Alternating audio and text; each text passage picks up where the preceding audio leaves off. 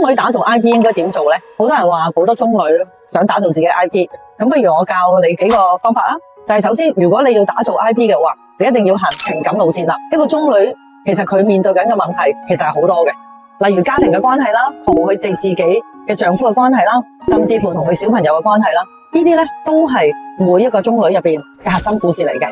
透過短視頻呢，佢哋可以好輕鬆咁展現咗佢哋自己嘅複雜嘅情感，塑造一個比較立體嘅人物形象。觀眾睇咗之後就會覺得有同感，亦都有感同身受。創業動機亦都係好容易切入啦，因為大部分嘅中女佢可以講一啲佢自己嘅創業故仔啦，甚至乎佢以前嘅經歷風風雨雨啦，分享佢哋自己嘅創業嘅靈感，又或者係創業嘅心路歷程嘅話，更加能夠得到同類型嘅女性嘅共鳴。就係因為咁樣，所以呢，我建議有啲中女佢哋大約最初嘅時候，佢係將佢自己嘅心路歷程啦，將佢自己嘅人物個性啦，或者佢嘅經歷係拍成咗5至6集，然之後令到更加多觀眾去認識佢。當觀眾認識咗佢之後，有好多觀眾會同樣遇到一啲問題同佢哋好相似嘅，咁就有共鳴啦。甚至乎你亦都唔介意講一啲叫內心獨白，可以打動人心嘅元素。你諗下，每一晚每個女性返到屋企，佢哋面對嘅問題，面對家庭嘅問題，甚至乎生活環境，亦都係工作事業嘅困難，其實佢內心嘅矛盾係好多㗎。